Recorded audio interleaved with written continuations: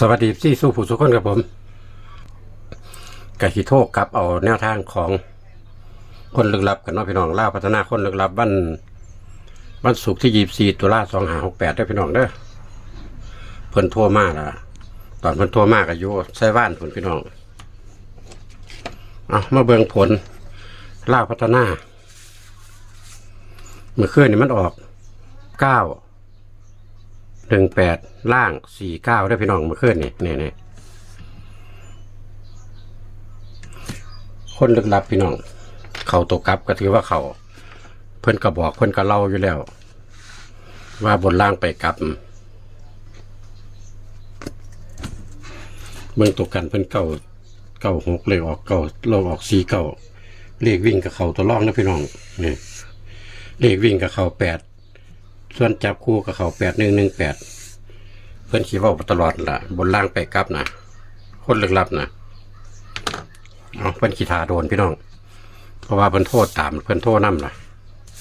เดี๋ยวเพิ่นขีทาโดนเขียนวันที่ก่อน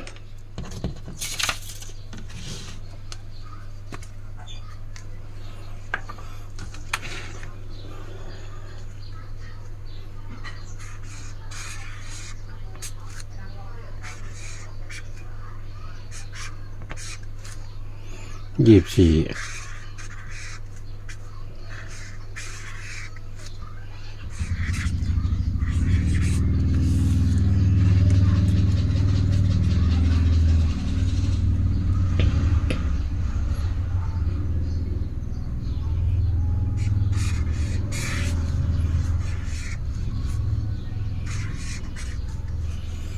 ล้วบาดนี้เขียนใส่พี่บาดนี้พี่น้องลืมตลอด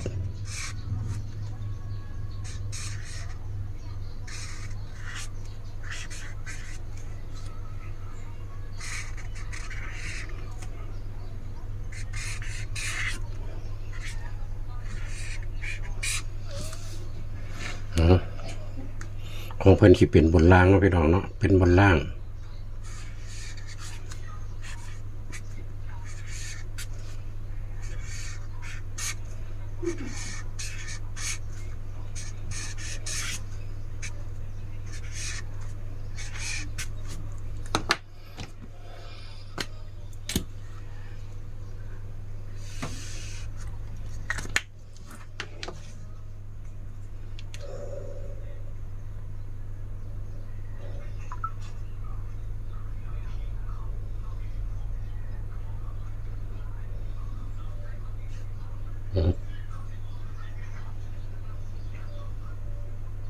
เดี๋ยวได้พี่น้องนะหาก่อน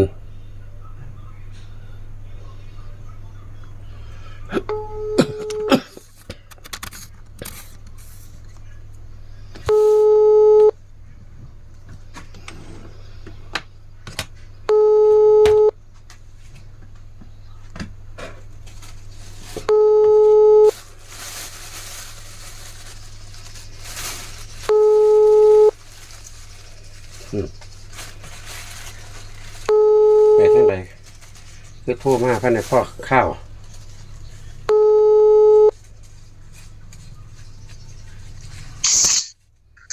โหลสวัสดีครับ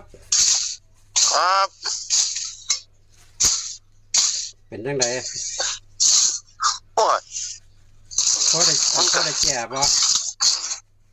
บ่บ่ได้เด้อพ่ออืมมันเป็นยังไงวุมันเป็นตัวเก่าแล้วมันเป็นยังไงบุเนาะเป็นตัวเก้าได้คืออันจับคู่เข่า811มันก็เข้าอยู่มันก็บ่มาคันนี้มันมี8อ่ะก็ยังว่าเน้นอยู่ก็ไปเน้นตัวนั้นมันก็เลยบ่นี่ปานใดบ่คักมันบ่เล่น82มาออกเล่น82นี่81กับ81ก็ซื้ออยู่81คันว่าแม่นตัวมักตัวเน้นก็ไปเอาเลยสลบไปเอาบักทั่งบักโคกคันนี้โอ้ก็ติดตัวนี้ก็เห็นบ่มันมาทั้ง8ทั้ง9เลยบาดนี้มันสิหนีแหละเนาะโอ้ยมันสิหนีแล้วมันมาทั้ง2เลยบาดมาทั้ง8ทั้ง9แม่นอยู่มาทั้ง8ทั้ง9มันเป็นงวด40เท่าไหร่ก็บ่รู้แล้วพอมันเลียนมาอยู่นี่มันติดตัวเดียวมื้อนี้มันติดฮอด2ตัว เจ้าของสิตายแต่ถ้าหมู่เพิ่นเอาเพิ่นก็สินี่อยู่ล่ะเนาะแล้วแต่ละมันว่า อืม มันก็เห็นอยู่สัตว์ที่เขาก็เห็นอยู่แต่ว่าได้ผมบ่ได้ดอกโอ้ว่ะ1ก็น่าสิเป็น16ก็ได้นะ จะสิได้ตัวนักอยู่เนาะ มันอยากให้เฮามันบ่อยากให้เฮาได้นี่แหล้วเดี๋ยวเบิ่งแล้ว1บ่แห้งกันเนาะโอ้เฮ็ดจังได๋วะมันก็มาแล้วบ่ได้ก็ยังบ่หนีมาดีก็บ่ยังบ่หนีอยู่แท้แต่ว่างวดนี้มันคือเป็นจังซั่นนี่หรือบ่บ่เฮ็ดบัก เป็นจังได บักเก่งเฮามันกลับมาแล้วแหม อันใดตัวใดอันงวดนี้ได้ตัวใดตัวเก่ง มันสิมาให้เฮาได้บัดนี้เนาะ ตัวใดบัดนี้ วันหนึงมันบ่ได้1 2 3 ตัวเก่งว่า1 2ตัวเก่งว่า1 2 3บ่ ครับกลับมา1 2 3มันสิมาขอแก้มือมั้ง อืม วันหนึงมันบ่เฮ็ดให้เฮาเด้ อืม เอายันมันก็สิขอแก้มือมันกลับมาบัก1 2 3แล้วตั้งไว้เลยว่าเฮ็ดตั้งไว้เลย ตั้งแล้วเขียนล่ะ ครับบักเก่งมันบักตัวประกอบผมสิเอา094 094ครับ094แล้วเอาบักนั้นลงมาผมสิเอาบักนั้นเป็นตัววิ่งผมสิเอา1ตัวบักเข่งผมสิเอา1 เอา1ครับผมสิสอบ1ก็เอามาใส่บัก094เฮานี่ล่ะ บ้านก็เลขวิ่งเอา1กับหยัง